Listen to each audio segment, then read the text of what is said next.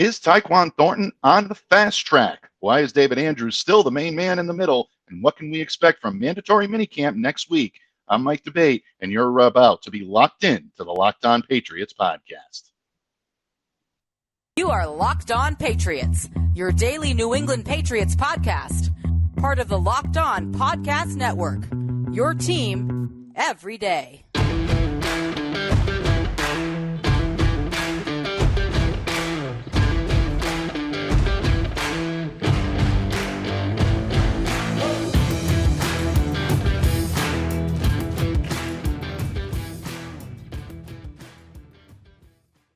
Hello to all of you Foxborough faithful, and thank you once again for making Locked On Patriots a daily part of your New England Patriots coverage. Also, your first listen every day. Remember, Locked On Patriots free and available on all platforms.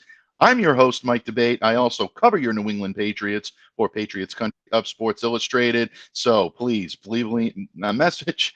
Definitely let me know what's on your mind at MDABATE NFL on the Bird app. And of course, as you can see, it is not Wednesday here on the pod, but it is still time for the middle ground. It is still time to bring that class and pizzazz that you all know and love during the middle part of the week. She is a columnist extraordinaire for patspropaganda.com, as well as being the host of one killer Patriots podcast. A Clare Perspective of Patriots podcast is something that you should be smashing that subscribe button, downloading, consuming wherever you get your podcasts. My good friend, the lady of Locked On here on Locked On Patriots, our resident midweek voice of reason, the illustrious Clare ClazzyClare Cooper joins me here today, as she does each and every Wednesday, even though it's Thursday, folks. Claire, welcome to the show. Thank you so much for joining me today. No, well, thank you for having me. It seems quite apt, really, to have the Countess of Claz on when it's the celebration of the Queen's Platinum Jubilee over here. So it seems quite apt to be on the Thursday on this bank holiday for us in the UK.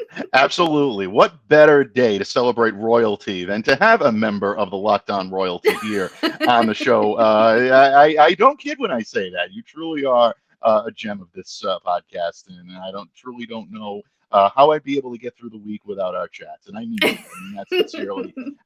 Also, be able to get through this show without your wisdom and counsel, because you always bring it the way only you can. And as I said to tease the opening in the show today, Claire, there are some storylines that the Patriots right now are in the midst of working through as they march toward mandatory minicamp to begin next week in Gillette, June 7th through the 9th.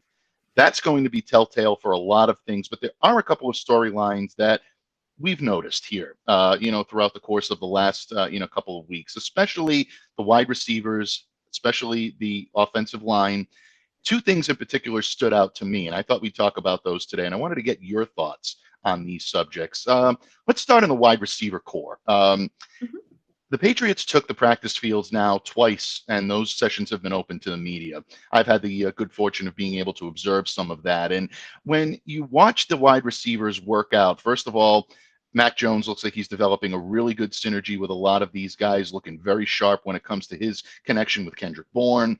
Even DeVante Parker coming in now as the new arrival. And rookie Tyquan Thornton seems to be finding a role in this offense as well. That's something that I think is going to really endear him to the public here in New England and to the fan base. But there's still some question marks as to how the Patriots are going to spread the wealth around when it comes to distributing the ball.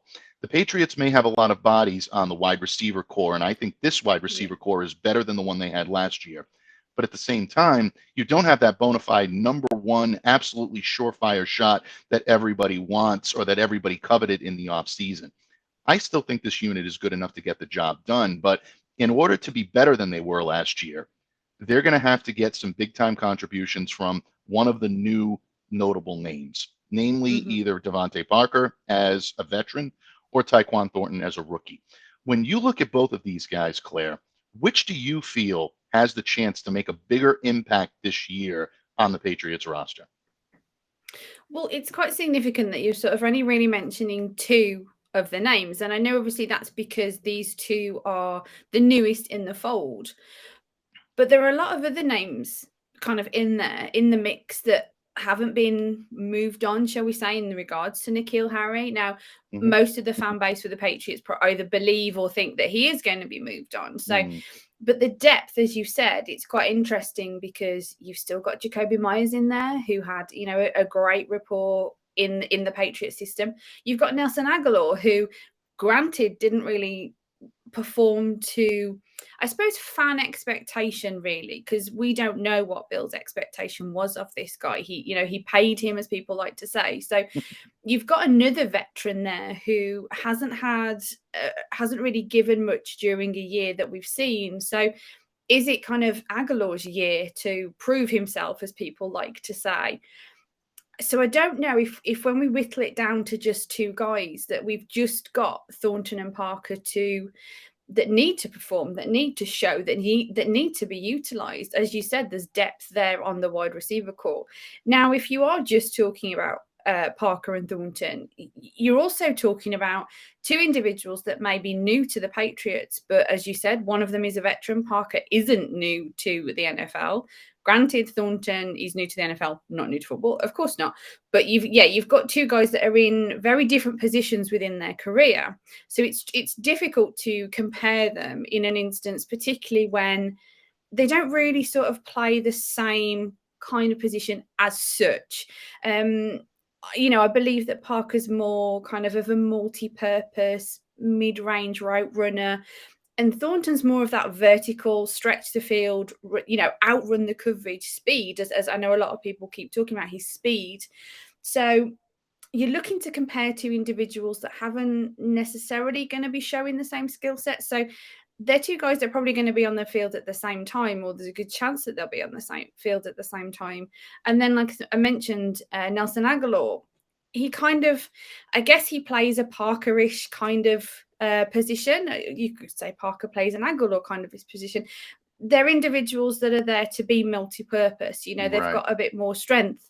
They've still got speed, of course, because it's a position where you kind of need speed, granted. So looking at it from that respect, I think it's difficult to just look at the two individuals that you mentioned in a vacuum, looking at just Parker and Thornton and how they're going to affect the roster, how they're going to affect, playmaking, that kind of thing. Because I think at this stage, there's a lot to look at with regards to the other members of the wide receiver core as well. And I think it's, as we've all sort of mentioned, as you guys, Boston media, have sort of mentioned, it feels a little bit early. I know that we're just desperate for scraps of football because it feels like it's been so long, and we just want to see what this team has got, because they're so different now to what we saw last year. And as you mentioned, the wide receiver core has upgraded, shall we say, with no disrespect to those that played last year. It has it does look like it's taken on sort of more talent, shall we say. And I'm very loath to sort of say that, because I hate to sort of transfer it away from guys that played, they're all last year. But yeah, we've got an increase in skill set in the position, we believe, as fans anyway. So I think it's just interesting to see how they're going to utilize and really which way it goes in regards to the offense, because as we all know, Josh McDaniels isn't there anymore, and we're pretty certain that the Patriots way is going to stay, and they're going to work the same way as they always sort of have. But because they've got these different positions, because they've got these guys with different skill set, and they've got a different offensive coaching system, we may see it very differently to sort of what we're used to seeing it. So to be honest with you, I'm just sort of anticipating, waiting to see what they get out of these, and to be honest, what they take forward. So come September, who actually does sort of line up under the WR list, and who is left from previous and from now, in all fairness. No, I think you make a good point, and I'm glad that you mentioned the guys that are on this roster, because so often we get caught up in the new shiny toys. We forget about what we've got. We forget about the blessings that we still have here in New England, and we're going to get to those blessings in just a moment when we talk about David Andrews in the center position, because I know that's one of your favorite subjects, not just tight endage, folks. Claire loves her David Andrews, and she's going to be gushing poetically in just a moment. But I think in a lot of ways where I was, kind of going with this thought process, and again, you take me back to a place of reason. You take me back to a place of being grounded, the middle ground, reasonable thoughts. And I appreciate that. But where I was going in this process as well, you've got these guys that are playing well. You know that they're going to try to build on the momentum that they had last year. So when you look at the new elements, the two new big elements, obviously, on this wide receiver core are the veteran DeVante Parker, a lot of pedigree there when it came to what he did in Miami. And then you take a look at this kid, Tyquan Thornton, now coming out of Baylor and being that speedy type of receiver that everybody's been wanting. We keep hearing about they need a guy that can take the top off the defense. I can tell you this kid can do it. He can really do it. He's fast. We had the opportunity to talk to Tyquan on Tuesday, and it was funny. He mentioned that, people would always come up to him and want to race, but since he ran the 4.28 at the combine, no one is challenging him to a race anymore. They don't want to be embarrassed. And that is lightning. I mean, there's no question about it. This kid can fly.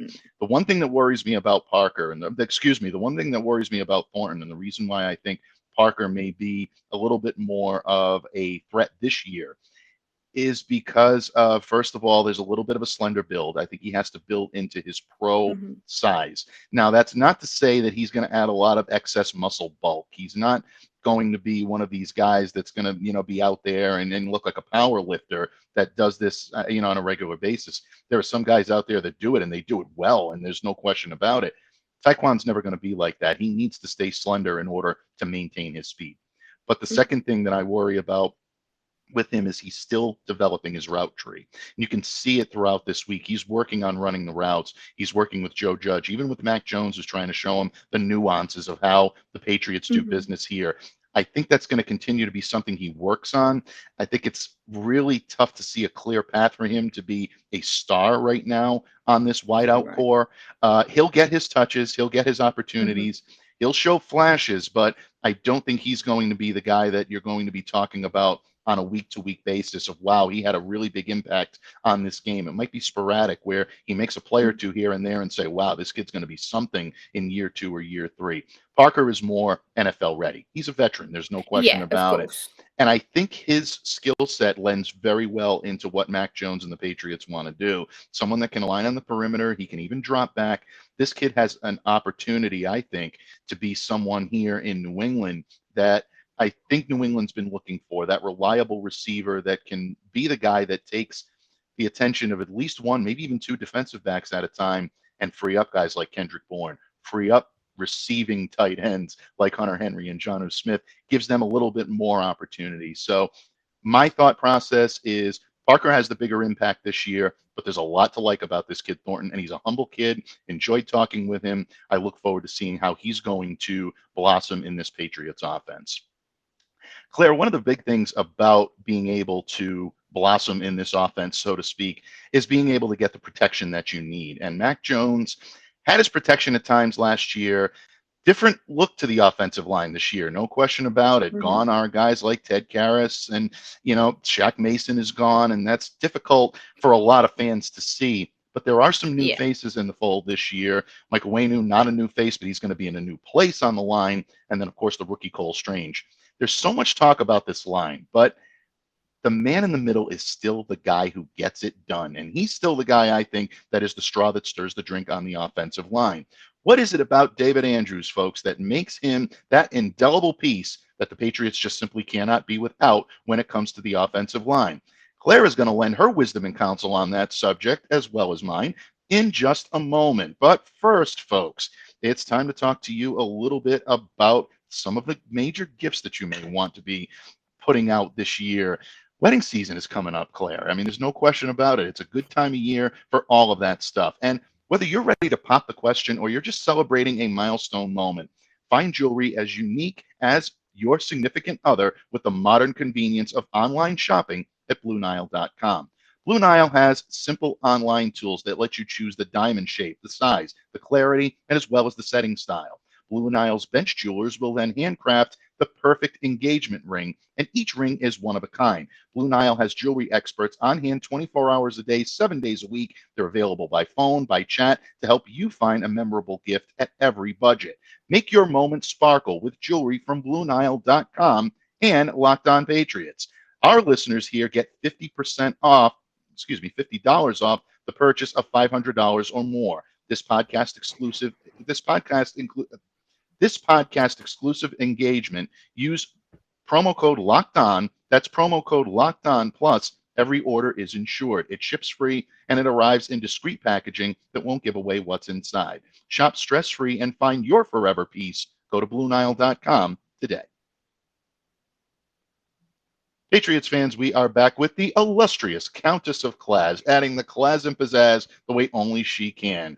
The great Clare ClazzyClare Cooper is joining us here today on Locked On Patriots, columnist extraordinaire from Pat's Propaganda, and of course, the host of A Clare Perspective, the Patriots podcast. Incidentally, my favorite listen out there in Patriots media. Definitely be sure to check that out, folks. Claire, in the previous segment, we talked a little bit about the wideouts and what we can expect out of the wideouts this year when it comes to the New England Patriots, the new faces, and some of the old guard that remains on this team. I think that's a good segue into the offensive line, because what we're hearing on the O-line is that the Patriots offensive line is going to have a much different look this year. First of all, Ted Karras is gone. He's in Cincinnati. Shaq Mason will be in Tampa Bay. Joe Thuney left a couple of years ago. We know that's not going to happen. So now we're looking at an offensive line that is definitely going to contain Trent Brown at one of the tackle positions. I'm almost convinced that it will be the right tackle position that he's manning, but you never know. We'll get to that in just a second. Michael Wainu looks like he's going to slot in at right guard, replacing Shaq Mason. Makes a lot of sense. He hasn't played that position that much in the pros, but he played it very well at Michigan. That's what got him drafted here in New England. Let's face it. You're also looking at Cole Strange, the rookie, coming in, playing left guard. He's been taking a lot of snaps there lately, definitely showing some athleticism. He's bringing an energy that the Patriots, I think, will find very beneficial on their offensive line. And Isaiah Wynn slotting in at the left tackle right now. Isaiah hasn't showed up for OTAs just yet, but we're still waiting for him to make that move and to be there. Hopefully, they'll be there for mandatory minicamp next week. The one name that I haven't mentioned, conspicuous by his absence, is David Andrews. And David Andrews is always the stabilizing force. He is always the man in the middle. David Andrews is to the Patriots offensive line, Claire, to what you are here to Locked On Patriots. That stable, middle of the ground presence that always brings the type of stuff that you need, always provides that type of guidance, that wisdom and counsel that gets you through the week, just like David Andrews gets people through the game. I know you're a huge fan of David, but I also know you're someone that follows him very closely in terms of what he does on the field and off the field. When you look at this offensive line, especially knowing all of the changes that they're going to have to endure this year, and by the way, I haven't even mentioned that Matt Patricia is going to be the one coaching them this year. Carmen Brasillo now out in Las Vegas with Josh McDaniels, 2 years removed now from actually more than that, from Dante Scarnecchia's retirement. What is it about David Andrews that makes him that stabilizing presence in the middle and makes him so much of a key for the success of that offensive line?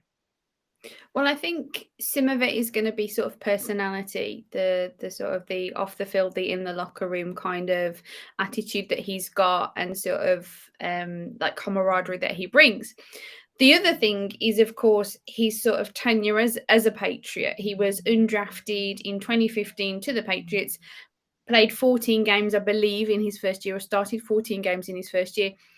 Other than when he was unfortunately out of commission in 2019, sort of due to those blood clot concerns in his lungs, he's been a very consistent part of the Patriots offensive line. And with him being in the position that he is in the center, he's a very key position in regards to like Mac Jones and, another sort of key, to keep using the same word, but another key of the offense in regards to a quarterback. So you've kind of got a key linked to a key. So, you've got a very important position there. And a lot of it is his, as I mentioned, as his time within the Patriots.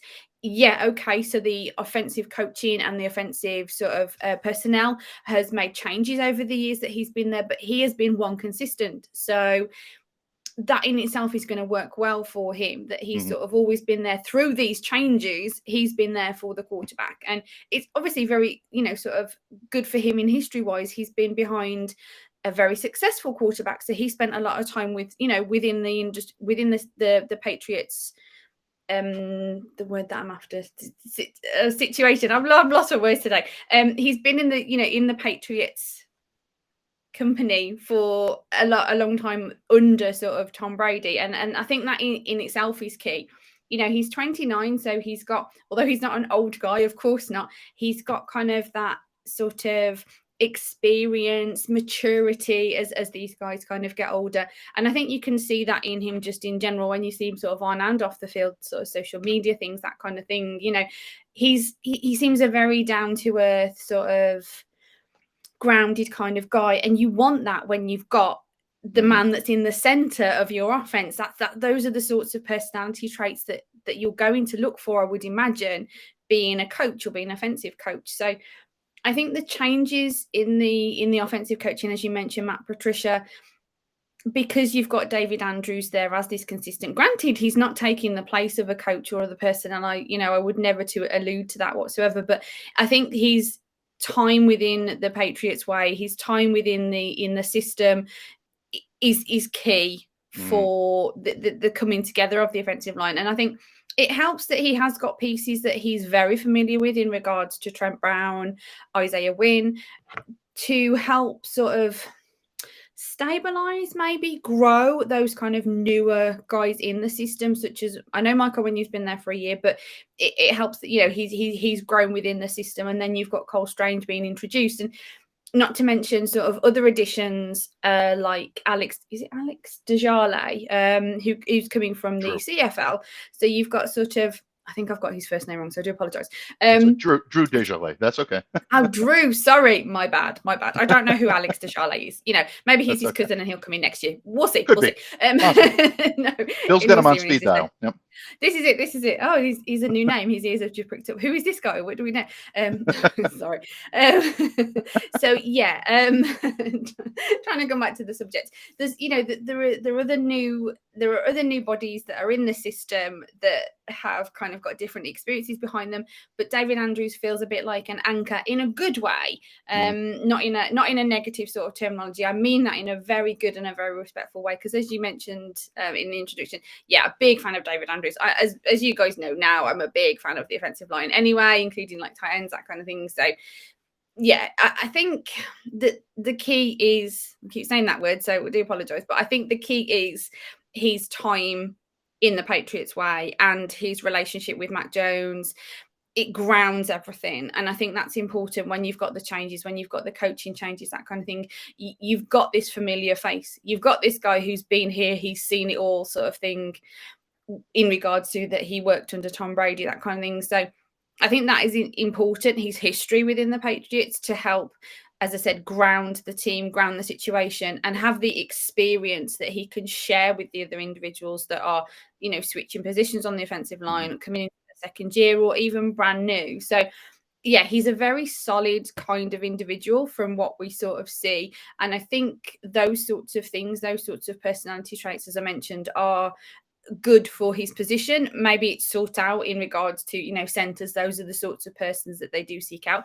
I'm not a scout, so I'm not quite sure, but and his relationship with Mac Jones, that is another thing that's significant and good. As we saw last year, they built up a good rapport initially, and we saw David Andrews go to bat for him all the time. Andrews was ready to leap over still bodies to defend his quarterback, as we saw in a couple of games last year when someone made a jump after the whistle, that kind of thing. So it's little things like that really give you that indication of this dynamic, of this solidity, as I already mentioned, in regard to that, to make him such an important part of the offensive line and of the offense in itself. Absolutely. And again, it's that stabilizing presence of a team captain that had, like you said, very eloquently, Which I didn't even mention. That really, I think, gives David Andrews that gravitas that he needs to be able to dictate things along that offensive line. In the previous segment, we talked a little bit about Tyquan Thornton and being brought along as a rookie and being able to, you know, really kind of, I think, bounce his way off of some of the veterans that are on this roster. And even though they're not like old grizzled veterans that have been there for a long time, guys like Kendrick Bourne, Jacoby Myers can really give him, I think, some good, feedback in terms of adding strength, adding muscle, but not necessarily adding a lot of excess weight, things of that nature. That's the type of mentor relationship I can see David Andrews taking on with a Cole Strange. Because to me, I think Strange brings a level of athleticism that we haven't really seen at that position since Joe Thuney left. Yeah. Evan Lazar joined me on the pod last week here on Locked On Patriots, and we talked a little bit about Cole Strange and how he looks and how he's drawn such amazing comparisons to Logan Mankins, but his game is actually a little bit more suited to what Joe Thuney brought to the table at the left guard position.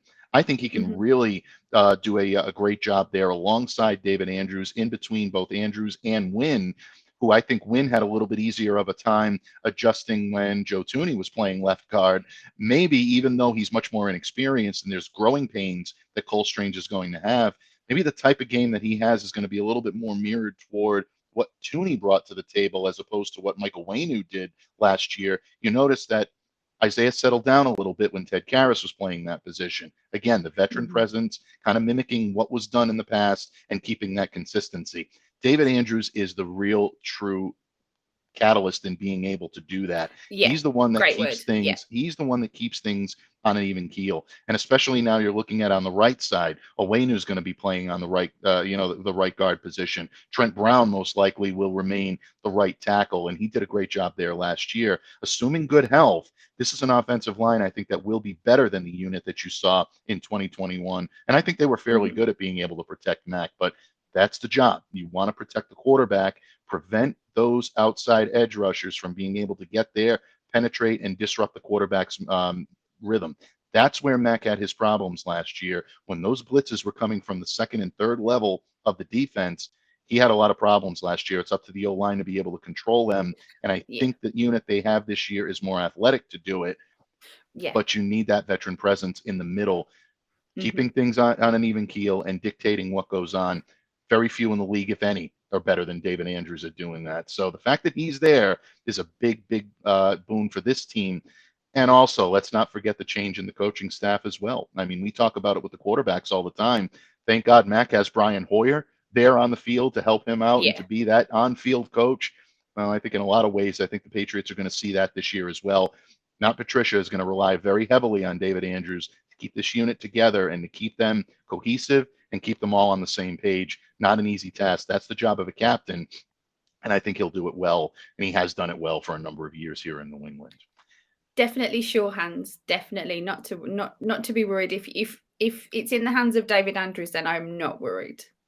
Absolutely. And you know what? For the lack of a better term, I don't think the Patriots are too worried about that either. As long as David Andrews is in the middle of that offensive line, I think they're in good shape. That being said, Claire, we've talked about a couple of the storylines leading in, meaning the offensive line and the impact of rookies on that unit, as well as the wide receivers. But mandatory minicamp, folks, is coming up beginning this coming Tuesday, June 7th at Gillette Stadium in Foxborough, Massachusetts. What can we expect out of this 3-day event? Mandatory attendance, so everybody who needs to be there better be there. We're going to talk in just a moment about what the Countess has in terms of expectations. Will she be pleased at the end of this? What to do if she's not? We'll talk about that in just a moment. But first, folks, in this competitive environment, Locked On Patriots listeners, could you afford to have a portion of your workforce just sitting around doing nothing? No, not good business. Why should your building be any different? Catalyst Power would like to lease that empty rooftop from you to build a large solar array. Generate a brand new revenue stream without lifting a finger or being responsible for the installation or upkeep of that array. You can do something great for the environment, great for your marketing, and great for your bottom line, all at the same time. Catalyst Power will own, install, and operate the solar array at no cost to you. While your building won't receive the electricity generated by the array, it couldn't be generated without you. This is the simplest way to achieve an environmental, social, or governance goal, all while getting paid. Eligible rooftops in Massachusetts and Connecticut are over 50,000 square feet of usable space and are relatively new, or with a scheduled repair or replacement timeline. Earn up to $1 per square foot per year in lease payments. Go to catalystpower.com/LockedOnPatriots to learn more. Locked On Patriots listeners, we are ready to wrap things up here on Locked On, but not before we absorb just a little more class, pizzazz, wisdom, and counsel from my illustrious guest today, Clare Cooper, who is a columnist extraordinaire for PatsPropaganda.com, Of course, a Clare Perspective, a Patriots podcast. In case you haven't heard me mention it a couple of times, folks, I'm going to mention it one more time. Smash that subscribe button. A phenomenal listen. You will not be disappointed. Claire, we've talked offensive line. We've talked wide receivers. We even sprinkled a little tight endage in there because we're contractually obligated to do that when the Countess is my guest each and every week. But I think we're going to close out with kind of more of a broad stroke because we're taking a look now at the Patriots closing up OTA and moving toward mandatory minicamp. This is kind of the dress rehearsal for training camp. We know that. It's a 3-day event at Gillette Stadium, all 32 NFL teams. The Patriots are not unique in this regard, folks, but it is a situation for us to be able to see which players might be involved in a contractual holdout, depending on who shows up. OTA, you can never tell because they're completely voluntary. Everyone has the right to attend or the right not to attend. And, pretty much the team downplays attendance on these things. But mandatory minicamp is where you're really going to see the eyes open up. If someone doesn't show up, that could be a problem. Also, we're going to get a chance to see personnel groupings, what the Patriots are thinking for some of their new additions and what they're thinking for some of the veterans that have been key members of this team and how they're going to align in terms of offensive and defensive alignments. I know this is something that you always look forward to. You keep a sharp eye on it, even from across the pond, and do your best to keep up with all of the coverage here. And you do a remarkable job considering the time difference, considering the zone, problems. I think it is remarkable, the job that you do trying to keep up with all of this. And when you look toward mandatory minicamp week now here in New England, what are some of the things you're looking forward to seeing? Could be offense, could be defense. Anything at all. What are you looking forward to watching or keeping your eye on this week? Well, first off, Mike, we barely mentioned tight endage, so you can't really say that we fulfilled the contract in regards to discussing them because we didn't really touch upon them whatsoever. And obviously one of my answers is going to be the one thing that I'm looking forward to is seeing how the tight ends work out there, seeing how much kind of usage they get, that kind of thing. There's been teeny tiny little bits of Jonnu Smith making a one-handed catch, so I love how we kind of get really excited about one single catch. It's like it was one single catch. There is a chance that in my lifetime I might manage one of those, and if you caught it on film, I don't know, that was a pretty impressive catch. There's that one. Well, yeah, okay, with all due respect, probably not, but I'm just sort of trying to put it in perspective here that there's a chance kidding, that, folks. I'm we kidding. all manage that one fantastic catch in our lifetime sort of thing. But no, seriously, obviously it was great to kind of see him. It was great to see Jonnu Smith out there, particularly because he wasn't able to last year. There was various reasons that kind of came to light since then. Initially we weren't really told. He just wasn't sort of around in that kind of time frame last year, so it's good that he was. It's good that Hunter was able to be there as well, so it was good that they already were working towards that dynamic, that building back up of the team sort of thing. So that was great to see, and obviously that's something that I want to see anyway, because I'm very much interested to see how this tight endage core, shall we say, does evolve, because I am interested to see, being a tight end enthusiast, so I know this is, this might be just sort of small for me and a niche for me, but I'm interested to see how they develop and what they do in regards to Asiasi and Dalton Keene. Now, I know Keene was seen out there, but he was limited. So that sort of initially had me concerned. Now, I know the guy's coming off surgery. We get it, that kind of thing. There is still a worry that if he's not kind of back fit already, how's that going to sort of develop into his season? He's in his third season now. It doesn't bode well to be sort of already limited. Hopefully it might just be kind of like growing pains. It might just be they're easing him back in and things like this. I don't know, in all fairness. So I'm just waiting to see how it does unfold sort of between now and September in regards to the tight ends. If they do look at moving on from Dalton Keene and Devon Asiasi, if they do look at bringing someone else in, if they look at making a trade, if they switch it out, it just sort of feels like sort of on the edge of my seat situation to see what's going to happen. Now, granted, nothing could happen, in all fairness. They could not do anything with either of them. Just moving forward, Dalton Keene might be sort of developing well, recovering well, and that's all great and fine and dandy. Don't get me wrong, I don't want him to have any injury issues. It just struck me as we're already in the situation where he's limited. We're already starting this kind of beginning of the season almost, if you like. I know it's not Right. official, that kind of thing. So with him sort of limited, granted, I know there were other players as well, so I'm not trying to kind of pick on him or pinpoint it. It was just one of those things that hit me personally of, wow, already limited. I hope it's just superficial. As I mentioned, just that they're kind of putting him in gradually, that sort of thing. So for me, that's something that I'm interested to see how that moves forward.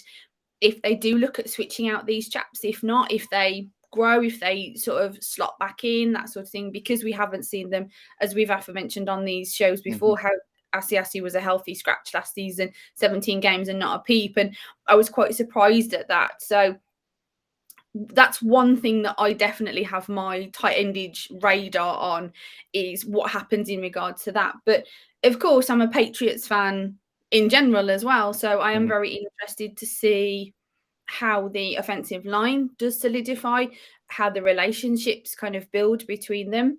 I know you mentioned the setup as you kind of believe it maybe to be.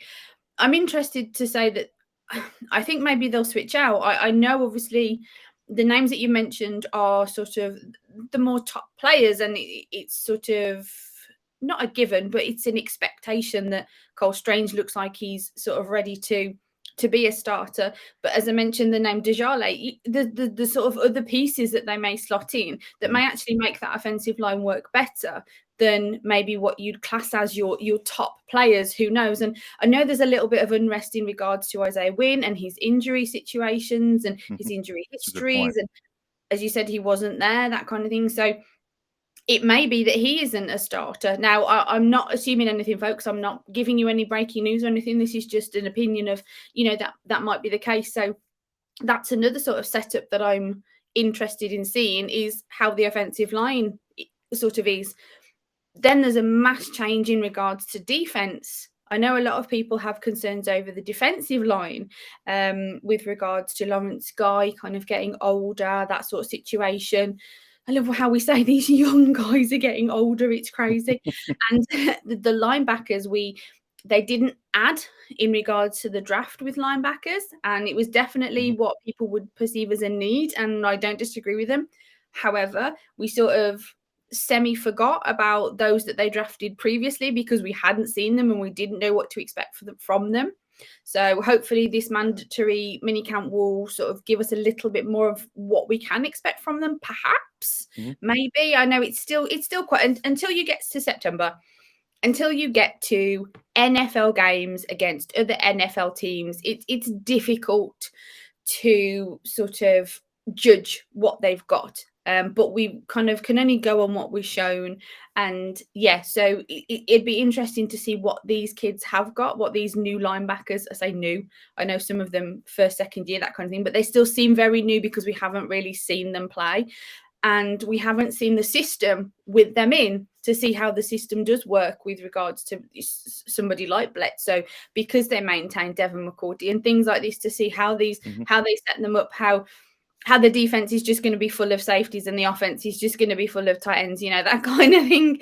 So Absolutely. I'm very interested to look into that, in all fairness. So for me, it's kind of a big picture. It's kind of an everything. I'm very interested to see how everything transpires, how everything is set up. And again, the speed of Thornton, that kind of thing, and how Parker is used. So it is really a bit of everything. I'm very interested to see, as I keep saying, looking forward to seeing the general setup. But for me personally, as a tight-ended person, that's the one little thing, if you want me to pinpoint, that is the one little thing that I'm looking forward to. Very interested in seeing how it develops with regards to when we get to training camp, that rotating door of players that kind of come in, sign for a day and then leave. All the tight ends that they signed last year, I think they had something like 8 technically on the roster at one time, and then obviously they all sort of left, that kind of thing, in regards to Paul Butler and other names that escape me at the moment that I usually can remember. So I'm sort of interested in that revolving door of players, but mainly in my case in tight ends, to see how we get from what they have now, what we're seeing now, what we're sort of showed now in regards to Hunter Henry, Jonnu Smith, Devin Asiasi, Dalton Keene, and Matt Sokol. Sokol. You had it right. I always keep thinking that his name's Skoll, and it's not. It's me, my brain not working properly. Apologies, folks. If his last name was Skull and he did not play for the Minnesota Vikings, that would be a true disappointment. But in regards to sort of what they've got now in those 5 and what they end up with come September, I wouldn't be surprised.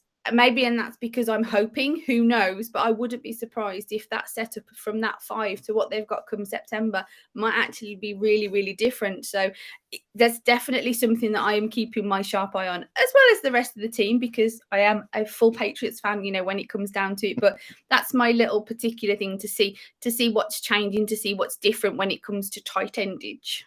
Yeah, I think your sharp eye is going to be very similar to that of the Patriots fan base. And I'm glad that you mentioned, mixing in different players and not just really focusing on the front runners. And we have a tendency to do that. You mentioned the offensive line, and Justin Herron is getting a lot of interesting looks from the Patriots coaching staff. They're showing a lot of faith in him, putting him in there with the starting unit. Yadi could just get some starts the previous day as well. And that, to me, I don't know if that's necessarily a numbers game or if that's a situation where the Patriots are finally looking at him, maybe realizing his potential. I remember people telling me when he came out of West Virginia, this kid was going to be a star in this league, or at least have the opportunity to be a steal in that draft. Do these guys make that leap? We didn't mention much of it on the defense this time around, but I just wrote a piece for Sports Illustrated the other day on Devon Godchow and how he needs to make that next level step in the final year of his contract to really be that stabilizing presence. We talked about David Andrews in the middle of the offensive line. Godchow needs to really step up and be a stabilizing presence in the middle of the defensive line. Now, I'm not saying the same type of role. They're two different players, two different presence in the locker room, but there's a step that needs to be taken there. And then, of course, the secondary. I'm looking forward to seeing Malcolm Butler progress. We saw him a little bit this week. How's he going to have an impact on that secondary? Is the combination of he and Jalen Mills going to be enough? Are the Patriots going to need to add something to the cornerback position? I still think that's the biggest hole on the team, and I'm really concerned to see how this team is going to progress down the line.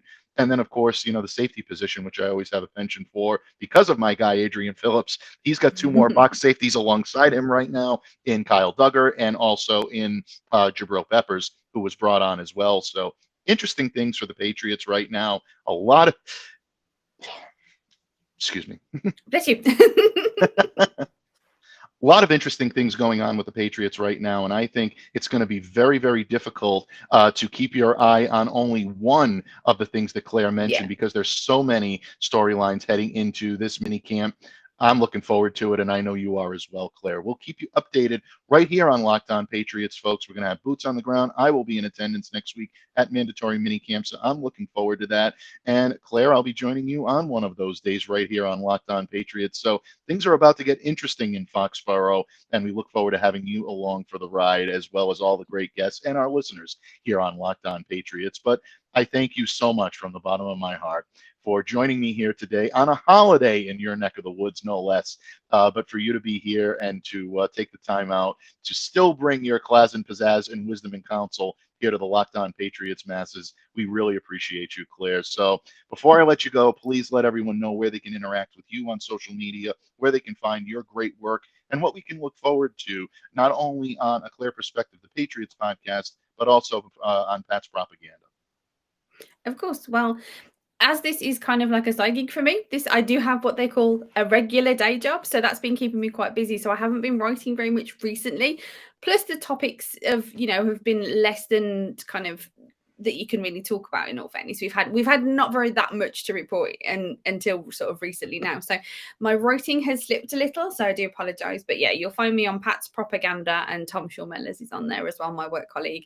A Claire Perspective, as you mentioned, I've still been managing to squeeze that in. So that was out last week with Paul Perillo, and then it will come at you next week. So yeah, I'm still trying to keep the every 2 weeks going and trying to as best I can. So hopefully I'll have a new guest for you in a couple of weeks' time as well. And then, of course, not to forget to mention One Patriots Place, brought to you by E2G Sports, where you will find myself, Steve Balistreri, and Thomas Murphy. Absolutely, folks. And I can't recommend it highly enough. Definitely check out all the great work that Claire does on petspropaganda.com. Her and Tom do an amazing job with that site. Claire Perspective of the Patriots podcast, like I said, one of my favorite listens, and another one of my favorite listens, One Patriots Place, starring Claire, Murph, and of course, the resident voice of reason here on Locked On Patriots will join us a little later here in the week, Steve Balistrieri. Claire, again, thank you for your wisdom. Thank you for your counsel. A special extra thank you for the class and pizzazz, which we know and love each and every week. But folks, thank you so much for making Locked On Patriots the daily part of your New England Patriots coverage and also your first listen every day. And now that you've concluded your listening of Locked On Patriots for the day, be sure to make your second listen, the Locked On NFL podcast. Go and check that out. Subscribe wherever you get your podcasts. And of course, smash that subscribe button on YouTube as well.